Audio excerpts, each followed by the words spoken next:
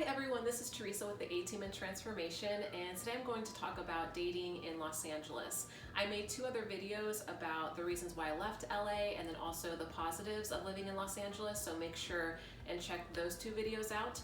But I really felt like dating in LA deserved a completely separate video. So the first thing I noticed about Los Angeles and dating is that, again, people are going there to really accomplish something, to make it happen with their career, their business, and what I believe is the collective belief of Los Angeles is that if I get into a romantic relationship, that it is somehow going to hold me back, or somehow I'm not going to be able to invest the time and resources in why I moved there.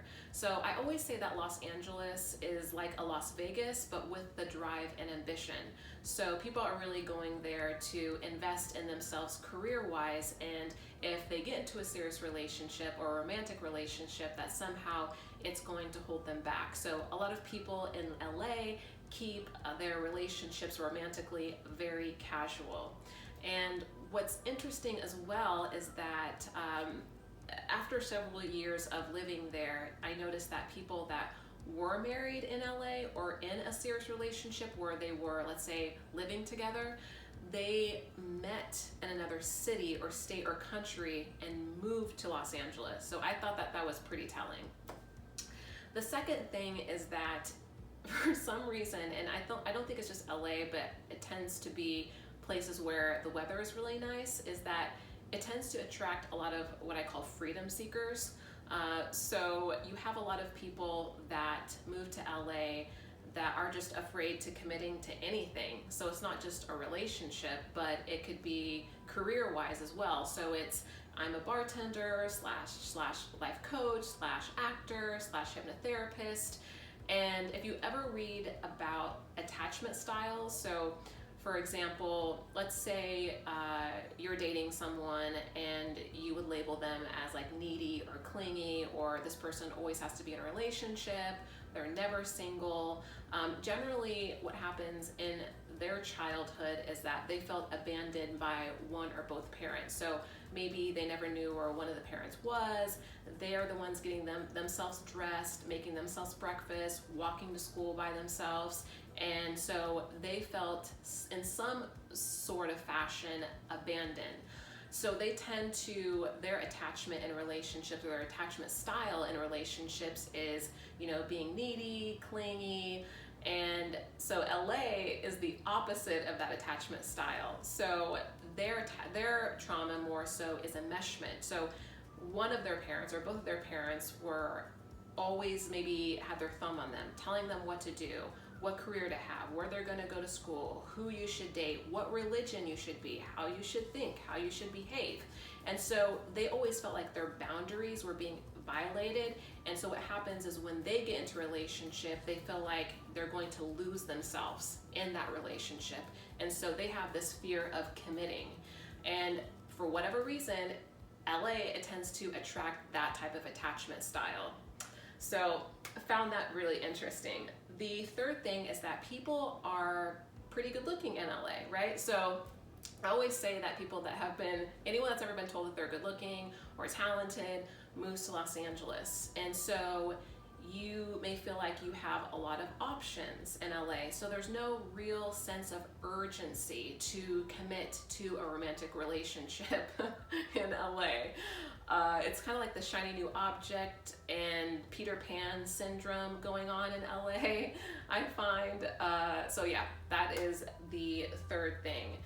The fourth thing, and it's funny, I always tell people too in LA, is like, if you like someone, if you meet someone, let's say on a Friday or Saturday, and if you really like that person, make sure and get that first date in before the next weekend comes, because you never know what could happen between the time you met them and the next following weekend. So the fourth thing is that people, there's a contrast more so, I would say, in other cities I've lived in, as far as people doing well financially and career-wise versus people that are still struggling financially. So I don't feel like there's a lot of middle area in that arena for whatever reason. And so people tend to not be comfortable, obviously, in dating. I mean, let's say you're a guy and you're really struggling financially and you have a couple roommates.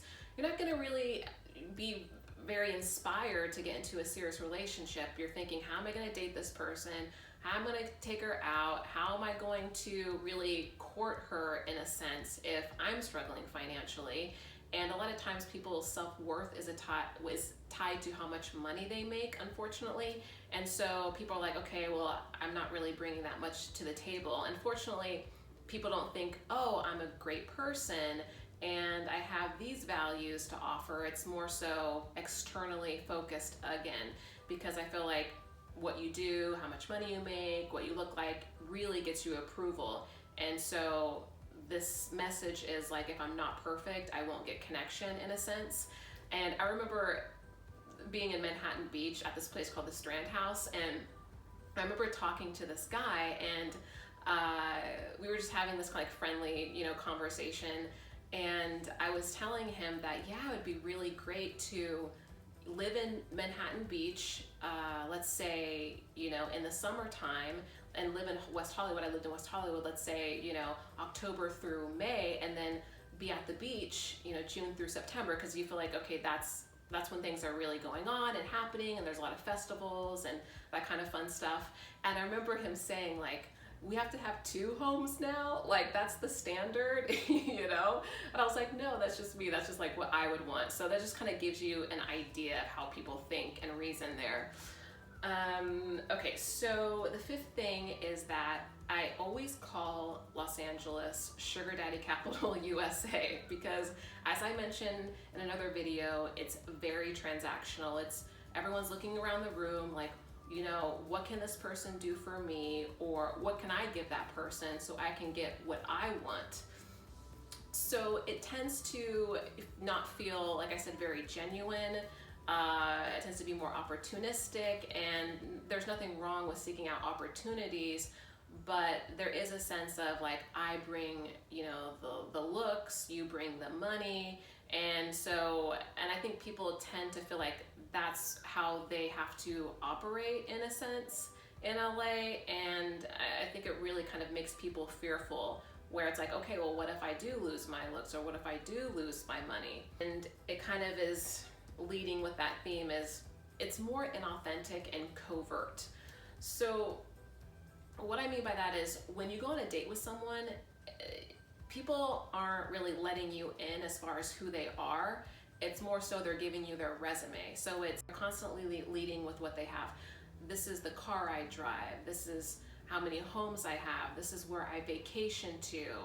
This is what I do for a living. This is how many businesses I have. And it's kind of like, okay, well, who are you? Like, I would like to get to know you, instead of hearing about your resume.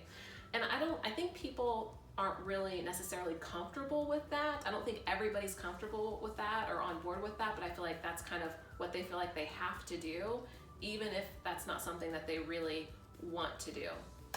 If you would like to support this channel, make sure and subscribe, hit the like button. There's also links down below if you would like to support this channel, and make sure and check out the other 2 videos about the pros of Los Angeles and the drawbacks and why I left LA. Thanks so much for watching.